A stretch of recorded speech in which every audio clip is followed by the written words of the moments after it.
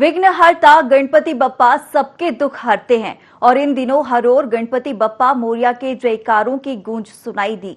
हर किसी ने पलकी बिछाए बप्पा का स्वागत किया। 10 दिन गणपति बप्पा की धूमधाम से पूजा अर्चना की गई। तो अब जितने प्यार से बप्पा को घर बुलाया, उनकी आराधना की, अब उतने ही प्यार से क्षमा प्रार्थना के साथ गणपति बप्पा को विदा भी करना है।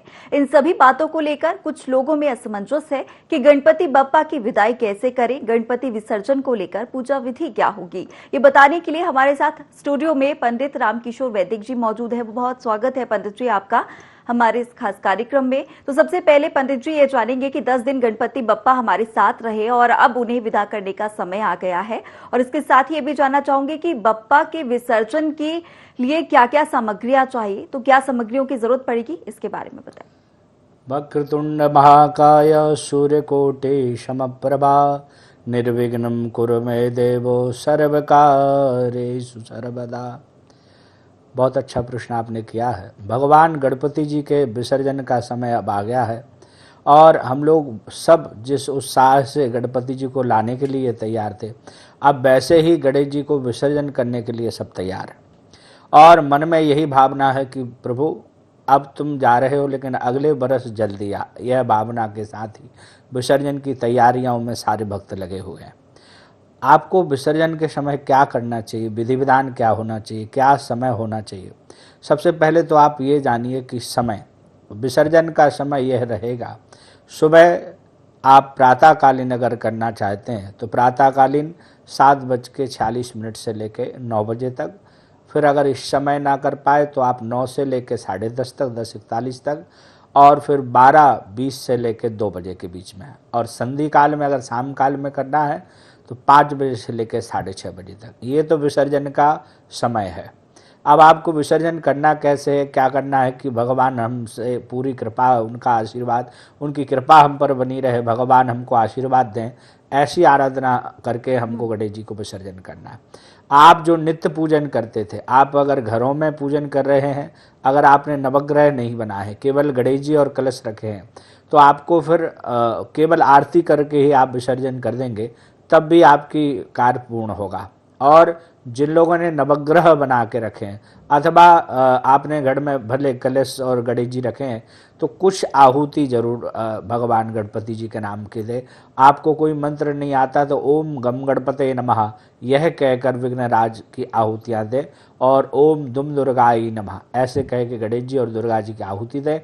तत्पश्चात गणेश जी को क्षमताम मांगे। आवाहनम न जानामि तबर्चनम पूजाम चैव न जानामि क्षमताम परमेश्वरा। इस प्रकार से पूजन करें और गणेश जी को बड़े भाव से अपने प्रेममय वातावरण बनाए, पूरे सब लोग उत्साह होकर भगवान की आरती गाएं, धूमधाम से आरती कर कर फिर थोड़े से अक्षत लेकर और उस कलश पर छोड़ दीजिए, और जहाँ गणपति बप्पा की मूर्ति विराजमान है उस मूर्ति पर भी थोड़े से अक्षत छोड़ दें और भगवान से यही कहें, प्रभु अभी तो आप जा रहे हैं लेकिन पुनरागमने न चाह, पुनः आप शीघ्रता से आइए। इस भावना के साथ वो कलश और गणेश जी को हिला देंगे। अब जिन लोगों ने नवग्रह घर में स्थापित करके रखे हैं, षोडश मातृका घर में बना के रखी हैं, उन लोगों को विशेष करके हवन सामग्री थोड़ी सी अधिक लें। और भगवान की जब बप्पा की आप विसर्जन के लिए तैयार हो तो नवग्रह षोडश मातृका आपके पूर्व में बने हुए हैं। आपको घर में एक हवन कुंड लाना है। अगर आपने पंडित जी ने आपके स्थापित करवाए हैं तो विसर्जन भी आप पंडित जी के ही द्वारा कराइए। जिन भक्तों ने अपने से गणेश जी स्थापित करे हैं और अपने से पूजन कर रहे हैं, वो लोग भी कोशिश करें कि पंडित जी आएँ और विधि विधान से सारा काम संपन्न हो। अब जिनके पास सुलभता नहीं है या नहीं करते हैं तो उनको क्या करना है, सबसे पहले तो एक भगवान के लिए पूजन की थाली सजाना है आपको, और उसमें रोली, सिंदूर, गुलाल, अबीर, अक्षत, पुष्प, दूर्वा।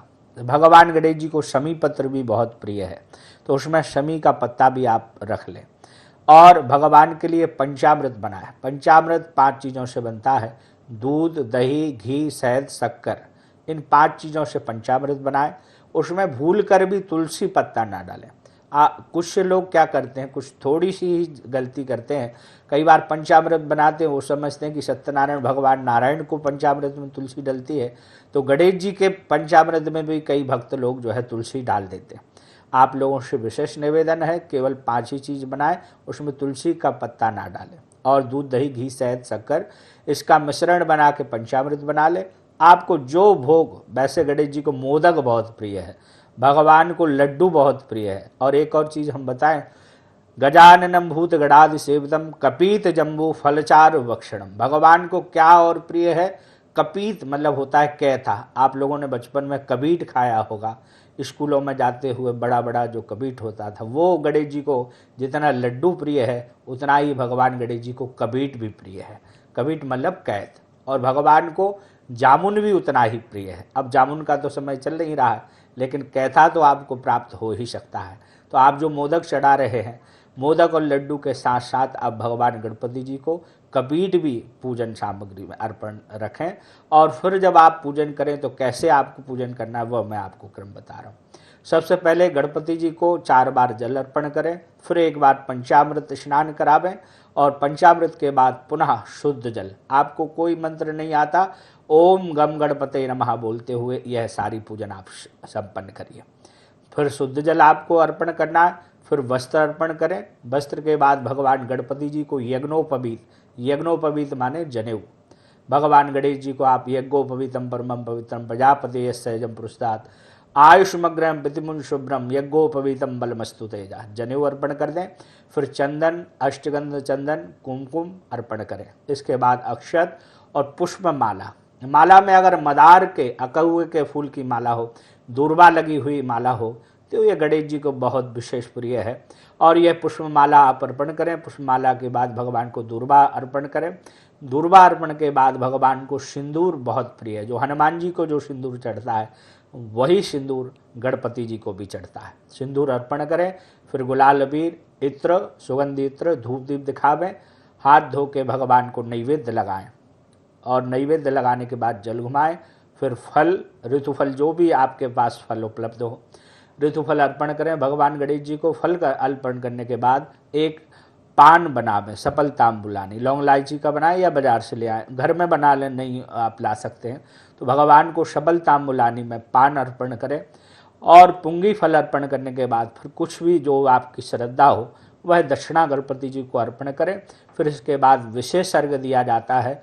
एक पान के पत्ते में थोड़ा सा जल, चंदन, कुमकुम और एक आध कुछ पैसा यह रख के और भगवान गणपति जी को ऐसे कहते हुए, भगवान आप हमारी रक्षा करें, रक्षा करें, 3 बार कह के ऐसा पलट दीजिए गणेश जी के ऊपर। यह विशेष अर्घ भगवान गणेश जी को दिया जाता है। यह तो हो गई पूजन क्रम।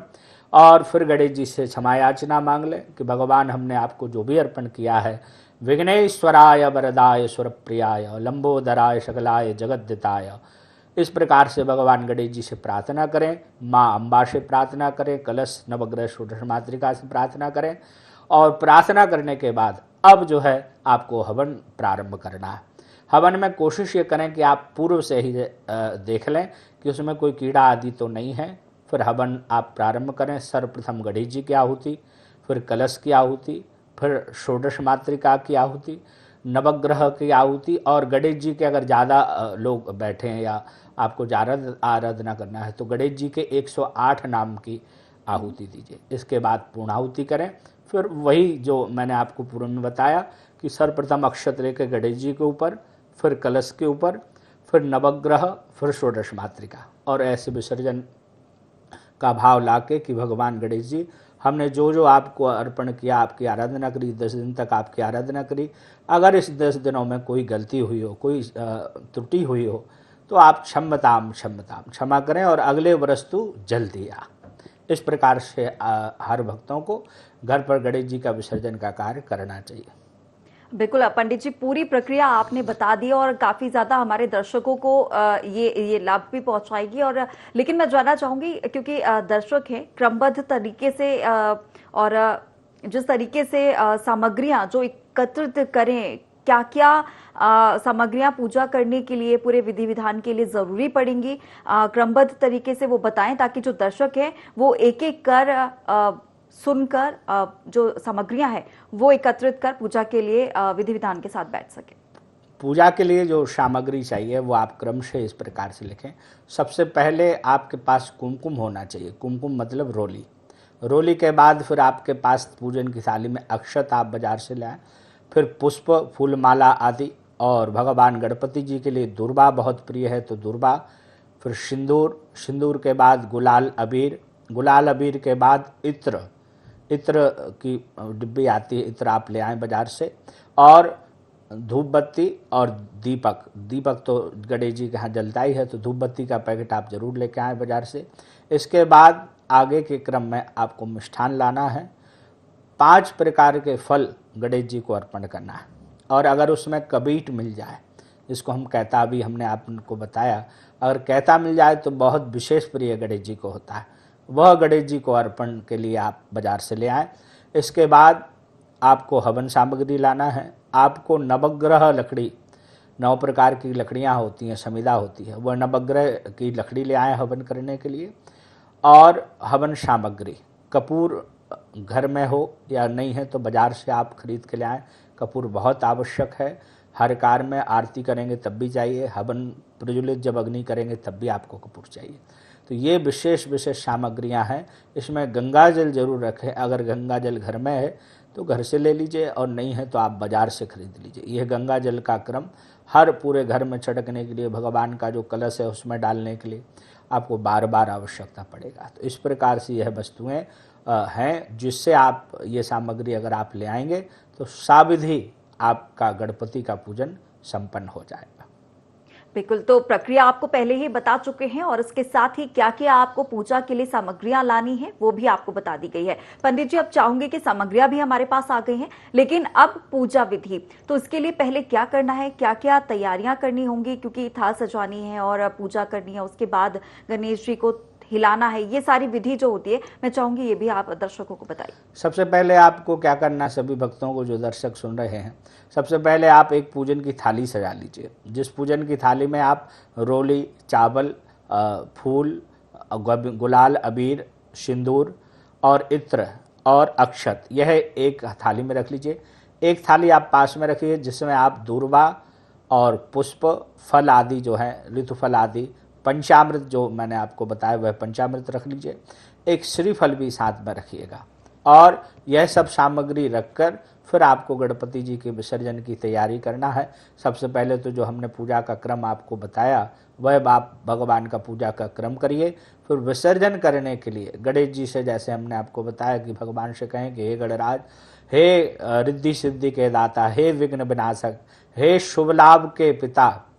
आपको मालूम होना चाहिए कि शुभ लाभ के अगर कोई पिता हैं तो वो गणेश जी हैं, और इस प्रकार से कह के भगवान हमारे यहाँ रिद्धि सिद्धि बनी रहे। किसी भी प्रकार का जीवन में अगर कोई विघ्न आने वाला है या आ गया है तो उस विघ्न को विघ्नहर्ता, विघ्नराज आपको कहा है, विघ्नों को जो हरने वाले हैं। हे गणेश जी, आप हमारे विघ्न हरिए। और पूजन हवन आदि करने के बाद सर्वप्रथम गणेश जी के ऊपर अक्षत छोड़िए, अक्षत छोड़कर और आवाहनम न जानामि न जानामि तवर्चनम, ऐसे कह के भगवान को विसर्जन अक्षत छोड़ दें और थोड़े से गणपति जी को हिला दें। कई लोग क्या करते हैं कि जब भगवान का विसर्जन का समय आता है तो वो हिलाने को कहते हैं तो बहुत ज़्यादा तेज गति से हिला देते हैं, तो कई बार हमने देखा है कि गणेश जी अव्यवस्थित भी हो जाते हैं। तो ऐसी भी हमको सावधानी रखना है, जब भी आप विसर्जन करें तो हल्का सा केवल पटा को हिलाएं, और इसके बाद फिर जो आपने 10 दिन से कलश स्थापित करके रखा है उस कलश को भी हिलाकर विसर्जन कर दें। फिर इसके बाद जो एक नारियल हमने थाली में कहा है, उस नारियल में कुमकुम अक्षत लगा कि ये नारियल गणेश जी के साथ ही आपको ले जाना है। जहाँ पर आप घाट पर यहाँ से जाने के बाद जहाँ आप विसर्जन करेंगे, क्योंकि आजकल जो है पर्यावरण की रक्षा भी चल रही है, पर्यावरण के बारे में भी हम लोग ध्यान रखना ही चाहिए। अनादिकाल से रखते आए हैं नदियों में, जब आप जो 10 दिन के ये फूल आदि विसर्जन करने जा रहे हैं तो कोशिश करिए या तो किसी बगीचे में एकांत में आप विसर्जन कर दें। और भगवान को जब आप विसर्जन करने जाएँ तो आजकल तो विशुद्ध मिट्टी की ही मूर्तियाँ सभी लोग घर में रख रहे हैं पर्यावरण की रक्षा के हितार्थ। तो आप जब जावें तो वहाँ कोई ऐसा ना कहें कि भाई हमको नदी में ही विसर्जन करना है, जो जैसी व्यवस्था। कई लोग आजकल घर में ही बड़े बड़े गमले बनाकर उसमें जल भरकर या जलाशय में ही गणपति जी को विसर्जन कर देते हैं। तो जैसी जिसके यहाँ व्यवस्था हो जाए वैसे गणेश जी को विसर्जन करिए, और पुष्प माला आदि ध्यान रखिए केवल गणेश जी ही जलाशय में विसर्जन करें। अन्य जितनी भी निर्माल्य है, जो 10 दिन का आपका निर्माल्य है, वह निर्माल्य कोशिश करिए कि आप बाजू में रख दें। और वहाँ जैसे ही आप पहुँचें तो गणेश जी को घाट पर भी पुनः भगवान की एक आरती कर कर जो नारियल हमने कहा था वो नारियल फोड़िए और भगवान बप्पा से कहिए कि अगले वर्ष तू जल्दी आ, इस कामना से प्रार्थना कर कर और फिर जो विसर्जन का पात्र है उसमें गणेश जी को विसर्जन करिए। निश्चित मानिए आपकी सभी मनोकामनाएं पूर्ण होने वाली है। बिल्कुल, तो बहुत ही अच्छी तरीके से आपने विधि बताई है और हमारे दर्शकों ने भी उम्मीद है कि इसे ध्यान से नोट कर लिया होगा। और पंडित जी, अब ये जानना चाहूंगी, क्योंकि पूजन विधि भी हमने पता कर लिया, लेकिन शुभ समय क्या है, कब गणपति विसर्जन के लिए पूजा है और तैयारी है वो की जाए, ताकि पूजा करने के बाद गणपति जी को विसर्जन करने के लिए हम ले जा सके? गणेश जी के विसर्जन के समय जो पूजा शुभ चाहिए, आप जिस समय पूजन करेंगे या विसर्जन का समय मान लीजिए, सबसे पहले 7-7:30 बजे से 7:30 से लेकर 9 बजे तक, और 9 बजे के बाद फिर 9:15 से लेकर 10:30 तक, 10:41 तक, इसके बाद 12:24 से और 2 बजे तक। और जो सायंकाल में करना चाहते हैं वो 5 बजे से 6:30 तक भगवान का विसर्जन कर सकते हैं। इस समय आप पूजन भी कर सकते हैं। यह सर्वश्रेष्ठ मुहूर्त भगवान गणपति बप्पा का विसर्जन का समय का है। जी, इसके साथ ये भी जानना चाहूंगी, क्योंकि हमने क्योंकि घर पे भी रख लेते, बहुत ज्यादा कठिन नहीं है गणपति जी को घर पे रखकर उनकी पूजा करना। अगर हमने स्वयं घर पर गणपति जी को विराजित किया है और उसके लिए विसर्जन के लिए विधि क्या है, अगर हम पंडित जी को नहीं बुला पा रहे हैं या हमारे पास समय नहीं है तो उसके लिए विधि क्या है, किस आसान तरीके से हम घर पर ही गणपति जी का विसर्जन कर सकते हैं? विधि तो वही जो हम आपको पूर्व में बता रहे हैं, अक्षत आदि छोड़कर भगवान को और भगवान से क्षमा याचना मांग लें कि बब्बा हम आवाहनम न जानामि तमर्चनम पूजाम चैव न जानामि क्षमताम परमेश्वरा। ये गजराज हैं, गणेश जी हैं, बहुत ही सरल देवता हैं। इसलिए आपने देखा होगा कि जितनी मूर्तियाँ, जितनी झांकियाँ गणपति बप्पा की लगती हैं, इतनी देवी भगवती की नहीं लगती, क्योंकि लोग सोचते हैं कि भाई भगवती तो बहुत जल्दी दंड देने वाली हैं और गणेश जी तो विघ्नराज हैं, जैसे हम वैसे ही हम। इसलिए गणपति जी से ज़्यादा प्रेम बच्चे हो, बड़े हो, बूढ़े हो, सारा जनमानस गणपति के महोत्सव में सब लग जाते हैं कि हम भी हमारे घर में रखेंगे, हम भी हमारे घर में रखेंगे। तो आपको ज़्यादा कोई पंडित जी आप नहीं अगर बुला रहे हैं या नहीं बुला पा रहे किसी कारण, तो भगवान से क्षमा याचना मांग कर और जो मैंने आपको विसर्जन का विधान अभी बताया है वैसे ही आप भगवान का विसर्जन करें और भगवान से क्षमा याचना जरूर मांगें कि भगवान इन 10 दिनों में जाने अनजाने में, क्रिया में, सामग्री में, कुछ कर्तव्य में अगर कुछ गलती हो गई हो तो बब्बा आप तो सब जानते हैं, क्योंकि पूर्ण तो केवल भगवान ही है। कितनी ही क्रिया कर लीजिए, कितना ही कुछ कर लीजिए, उसके बाद सबसे आखिरी में क्षमा याचना मांगते हैं। तो भगवान हम तो नहीं जानते हैं, जैसा हमसे आपकी सेवा बनी है वो हमने आपकी सेवा करी। भगवान आप अब हमको आशीर्वाद देकर अपने धाम को जाइए और अगले वर्ष पुनः शीघ्रता से आ जाए, ऐसी हमारी कामना है। इस कामना के साथ गणपति जी को विसर्जन के लिए ले जाइए। बिल्कुल, और घर घर गणपति जी विराजित होते हैं और 10 दिन दिल खोलकर भक्त जो है अपने गणपति बप्पा की पूजा आराधना करते हैं। और अब ये भी जानना चाहूंगी पंडित जी, क्योंकि हमने घर पर ही गणपति जी की जो स्थापना है वही की थी, घर पर ही विसर्जन किया था, और अब अगर हम घर पर ही उनका विसर्जन करते हैं किसी कुंड में या नदी में उनको ले जाने की जगह, तो अगर हम किसी गमले में ही उनको अपने किसी पेड़ वृक्ष पौधे के रूप में रखना चाहते हैं, इसमें क्या कुछ एहतियात बरतने पड़ेंगे, क्या सावधानियां बरतनी चाहिए? उस जो वो गमला है जहां पर हमने मूर्ति विसर्जित की है उसको किस जगह पर रखना चाहिए, इसके लिए भी कोई विधान है क्या? देखिए, एक आपने बहुत अच्छा प्रश्न किया है। सनातन धर्म के लिए यह चीज़ बहुत आवश्यक है। हम कोशिश ये करें प्रायः कि जलाशय में जाकर ही करें। आज हम जो घर में लोग विसर्जन करते हैं, किसी भी पात्र में, मान लीजिए जल के पात्र में या बड़ा सा कुंड बनाकर जो घर में विसर्जन करते हैं, अब फिर जब वो मिट्टी रही तो वो मिट्टी तो रहेगी, चाहे भले गणपति जी की मूर्ति गल जाए, विसर्जन हो जाए, फिर उस मिट्टी को हम क्या करते हैं, या तो किसी गमले में डाल देते हैं या हमारा जो गार्डन होता है वहाँ डाल देते हैं। अब या तो गार्डन या जो आपने वृक्ष, आपका बगीचा है वो ऐसा हो जहाँ आपके पैर ना पड़ते हो। ये चीज़ का हमको विशेष ध्यान देना चाहिए, क्योंकि जिन देवता की हमने आराधना करी है, ऐसा ना हो कि हमने हमारे गमले में डाल दिया और वहीं हम चप्पल पहनकर फिर जो है बगीचों में जो है पुष्प आदि जो लगे हुए हैं, बेलपत्र आदि लगे हैं, जो जो पेड़ लगे हैं उनमें हम जल दे रहे हैं, और हमारे पैर जो है जहाँ गणेश जी के हमने मिट्टी विसर्जन करी वहीं हमारे पैर भी पड़ रहे हैं। तो जाने अनजाने में एक आपका अपराध बन रहा है। तो कोशिश ये करें कि जहाँ गणेश जी का विसर्जन का आप पहले से करते आए हैं या अब कर रहे हैं, तो कोशिश ये करें कि वहाँ जहाँ विसर्जन का क्षेत्र है, जैसे हम तुलसी का गमला लगाते हैं तो उसका एक परिधि हम लगा देते हैं कि भाई ये एक सीमा है, या तो वहाँ आप सीमा बना दीजिए, या फिर अगर सीमा नहीं बना पा रहे हैं तो किसी जलाशय में ही जाकर आप गणेश जी को विसर्जन करना ज़्यादा श्रेयस्कर है घर की अपेक्षित। और घर में अगर करें तो जो हम आपको मर्यादा बता रहे हैं कि भाई जहाँ भी आप मिट्टी वो गणेश जी की डालें तो वहाँ कोई आप परिधि बना दें, जिससे वहाँ किसी के चरण ना लगें, कोई का पैर वहाँ ना लगे, क्योंकि जाने अनजाने में हमसे अपराध ना बने। बिल्कुल पंडित जी, ये भी जानना चाहूंगी क्योंकि हम पूजा कर रहे हैं, विसर्जन कर रहे हैं गणपति बप्पा की, इसके लिए कुछ खास नियम भी हैं कि इस तरीके से इस विधान के साथ ही आप पूजा करने के लिए बैठे, ताकि अगर कोई गलती भी हो गई है तो क्षमा प्रार्थना की जा सके? गलती तो देखिए, पूजन पाठ तो आप अपने भावना से करिएगा, इसका कोई ऐसा विधान नहीं है कि आपकी गलती हो जाएगी तो उससे क्षमा हो जाएगी। हाँ, क्षमा बाद में ही मांगा जाता है, आप कैसे ही विधान से बैठिएगा। सबसे अच्छा तो विधि विधान यही है कि आप पंडित जी को बुलाकर ही कराइए, तब फिर त्रुटि की संभावनाएं कम रह जाती हैं। और आप स्वयं से करते हैं तब कहीं ना कहीं कुछ ना कुछ मन में रहता है, बाकी इससे बैठने से नहीं। आप बस भावना से भगवान की पूजन करिए।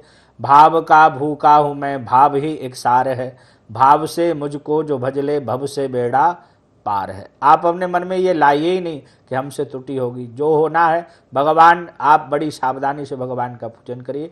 भगवान प्रेम के भूखे हैं, प्रेम के साथ गणपति महाराज जी की जब आप पूजन करेंगे तो कुछ त्रुटि भी हो जाएगी तो गणेश जी ही उसको माफ़ कर देंगे। इसलिए आप तो प्रेम तन्मयता के साथ पूरा समर्पण भाव अपने जीवन में लाइए और भगवान को पूरा सपरिवार साथ में बैठ के भगवान की पूजन करें और उनके विसर्जन की तैयारी में लग जाए। आप मन में ये लाइए ही नहीं कि हमसे त्रुटि होगी, और त्रुटि के लिए बाद में क्षमा याचना मांग लीजिए। यही सर्वोत्तम उपाय भगवान गणेश जी की आराधना के लिए है, गणपति जी के विसर्जन करने के लिए है। बिल्कुल पंडित जी, एक बात और मैं जानना चाहूंगी और सवाल वही दोहराऊंगी आपसे कि घर पर हमने विसर्जन कर लिया है, गमले में गणपति जी को विसर्जित कर लिया है, नदी में या कुंड में जब हम गणपति जी विसर्जित करने के लिए ले जाते हैं, इसके पीछे की कोई कहानी है या इसके पीछे कोई वजह है कि हमें नदी में या कुंड में गणपति जी का विसर्जन करना चाहिए? देखिए, कोई भी वस्तु हम नदी में विसर्जन करते हैं, जैसे पहले आपने देखा होगा नदी में जो है सिक्के डाले जाते थे, कहीं भी कोई नदी होती थी तो वहाँ सिक्के डाले थे। अब सिक्के डालने का क्या अभिप्राय होता है, सिक्के पहले तांबे के, चांदी के, इसके होते थे, अब जो है काय के हो रहे हैं, लोहे के। तो वो एक परंपरा जो निर्वाह हो रही है, उससे मिट्टी की वो जो जल है, जल का शुद्धिकरण होता था। जैसे लोग कहते हैं ना कि भाई तांबे के पात्र का जल पीजिए, तो वो आपके लिए फ़ायदेमंद रहेगा। इसलिए पहले के लोग, पुराने लोग जो है सिक्के डाला करते थे। आज भी वो प्रचलन में, हम कहीं भी रेल यात्रा में जा रहे हो या हम बस से जा रहे हो, गाड़ी से जा रहे हो, कोई भी नदी आपको मिलेगी, नर्मदा मिल जाए, क्षिप्रा मिल, जो भी मिले, तो आपको अपने आप मन में आएगा कि भाई इस नदी में हम एक सिक्का विसर्जन कर दें, एक सिक्का अर्पण कर दें। और उसका सीधा सा अभिप्राय शुद्धि के लिए रहता था। और भगवान, जैसे आपने गणेश जी का विसर्जन का कहा, देखिए जिस व्यक्ति का आवाहन होगा तो उसका विसर्जन भी होगा। व्यक्ति जन्मा है तो भगवान, जैसे अपन लोग जन्मते मरते हैं, भगवान का जन्म मरण नहीं होता, भगवान आते हैं और जाते हैं। हमारा आना जाना परतंत्र है और भगवान का आना जाना स्वतंत्र है, वो अपनी मर्जी से आते हैं, अपनी मर्जी से जाते हैं। जैसे जलाशय आदि का इसलिए कहा है कि भाई जलाशय में जब हम विसर्जन करेंगे या घर के गमलों में जब हम विसर्जन करेंगे तो हमको ये भावना रहेगी कि भगवान अब हमारे जो है, हमने जो आराधना करी वह भगवान का विसर्जन होगा। ऐसी भावना के साथ हम गणपति जी का पूजन करें। तो पंडित जी ने आपको तमाम प्रक्रिया बताई है किस तरीके से गणपति विसर्जन करना है और इसके साथ ही बहुत ही प्यार के साथ गणपति जी का विसर्जन कीजिए। हो सके तो घर पर ही विसर्जन करने की जगह आप कुंड में जाएं, नदी में जाएं और वहां पर विसर्जन कीजिए, क्योंकि अब जो मूर्तियां गणपति जी की बन रही हैं वो मिट्टी की मूर्तियां हैं और इसके साथ ही गणपति जी का अच्छे तरीके से विसर्जन हो सके। और अगली बार इस उम्मीद के साथ आप गणपति जी का विसर्जन कीजिए कि गणपति बप्पा अगले बरस तू जल्दी आ। तो बिल्कुल पंडित जी, तमाम जानकारी हमारे दर्शकों तक पहुंचाने के लिए आपका बहुत शुक्रिया। चलिए, तो गणेश चतुर्थी में खुशी खुशी बप्पा को अपने घर पर आपने विराजा है और पूरी विधि विधान के साथ गणपति बप्पा की पूजा अर्चना की है और बप्पा का आशीर्वाद भी लिया और अब उतने ही प्यार से गणपति बप्पा को क्षमा प्रार्थना के साथ विदा भी करना है और उसके लिए गणपति विसर्जन की पूरी पूजा विधि और नियम हमने आपको बताए हैं। तो अब जितने प्यार से आप गणपति बप्पा को अपने घर में लेकर आए, उतने ही प्यार से बप्पा को क्षमा प्रार्थना के साथ विदा भी कीजिए और मुझे भी दीजिए इजाजत। बने रहिए IND 24 के साथ।